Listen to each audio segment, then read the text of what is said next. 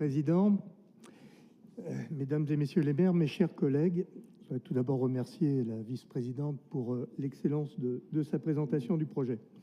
Les élus communistes de cette Assemblée ont toujours été favorables au développement des transports en commun. Pas par dogme, mais parce qu'offrir un accès réel et complet aux transports en commun, et en particulier aux transports publics, c'est indispensable pour lutter contre la précarité, quand l'accès à l'emploi et l'exercice de celui-ci imposent de se déplacer.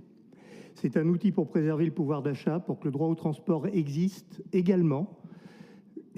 pour accéder aux multiples ressources d'un territoire, qu'il s'agisse, je viens d'en parler, de l'accès aux zones d'emploi, mais aussi de l'accès au patrimoine, aux musées, aux loisirs, bref, d'avoir un droit réel à la mobilité.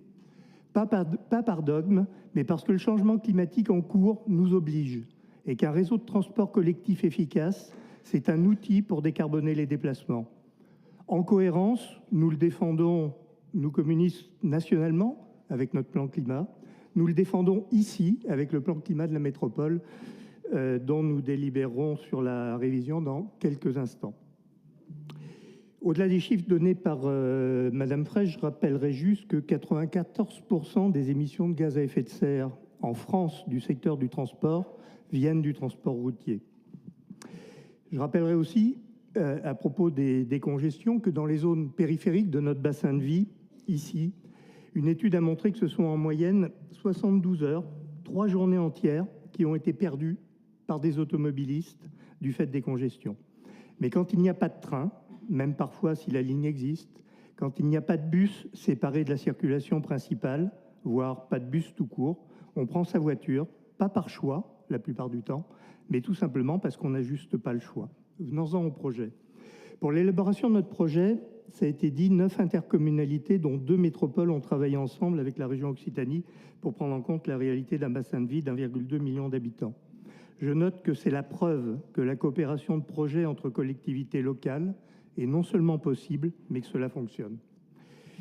Ce projet de SERM s'appuie sur ce que nous avons déjà réalisé, ça a été dit, sous la précédente mandature, avec la gratuité des transports, la 5e ligne de tramway, la première ligne de bus à haute qualité de service. Le choix qui nous est proposé est donc celui d'un SERM réalisable à brève échéance, d'ici 2034, avec des premières réalisations dès 2028. Nous comprenons ce choix et nous l'approuvons. Mais ne nous mentons pas, la clé fondamentale sera la réalisation effective de la ligne nouvelle Montpellier-Perpignan, qui n'a que trop été retardée. Aller vite, ça ne doit pas non plus nous amener à en rabattre sur les ambitions.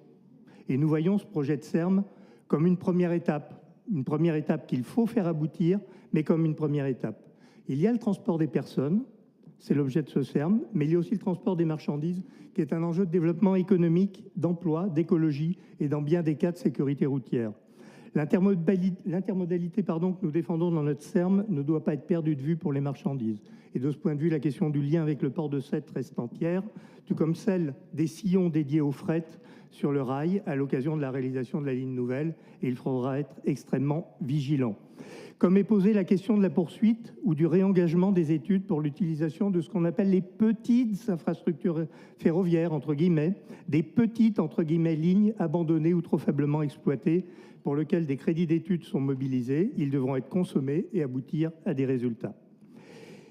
Le dispositif de SERM est, comme le rappelle le rapport, un dispositif national dont les financements restent malheureusement assez flous à ce jour, pour ne pas dire plus. À noter qu'on ne peut que regretter que l'État ait fait le choix de la compétition et non de l'émulation entre les territoires. À l'heure où je parle, il y a 26 projets de SERM labellisés, mais on nous annonce 10 qui devraient obtenir le statut, sans pour autant d'ailleurs que les niveaux de financement ne soient précisés, par exemple au moyen d'une loi de programmation pluriannuelle, comme on a su en faire au niveau national dans d'autres domaines. Si l'État manque d'imagination pour trouver les financements, on pourra être force de proposition en s'inspirant de ce qui a été fait, par exemple, pour le Grand Paris Express. Je pense à la taxe sur les bureaux pour la région. Je pense à la possibilité d'augmenter le plafond du versement mobilité pour les AOT. Mais je pense aussi à la reprise en gestion publique des autoroutes concédées, concessions dont je rappelle qu'elles se terminent bientôt et qui dégagent des bénéfices records que l'on pourrait utiliser pour financer le rail. Enfin, un SERM, ce n'est pas qu'un réseau physique aussi beau soit-il. C'est une fréquence, une amplitude horaire, un temps de trajet, une organisation des correspondances permettant de faire reculer réellement l'usage de la voiture sans priver qui que ce soit du droit inaliénable à se déplacer. Pour réaliser tout cela, notre conviction est que seule la puissance publique, avec le concours des entreprises publiques, peut conduire à la réalisation et ensuite exploiter les différentes composantes du CERM, car elle seule, la puissance publique, est capable de prendre en compte l'intérêt des habitants et des touristes, car sans objectif de rentabilité autre que la rentabilité sociale. Ceci est vrai en particulier pour le rail. Je termine, qui ne peut être convenablement et durablement exploité pour répondre à nos ambitions que par une entreprise d'État. Et je pense évidemment là à notre bien commun à tous, créé, faut-il le rappeler, sous le fonds populaire, la SNCF, qui doit retrouver son monopole tant sur les réseaux que l'exploitation. Pour toutes ces raisons, nous voterons avec enthousiasme ce CERM et resterons force d'action pour la suite. Merci beaucoup.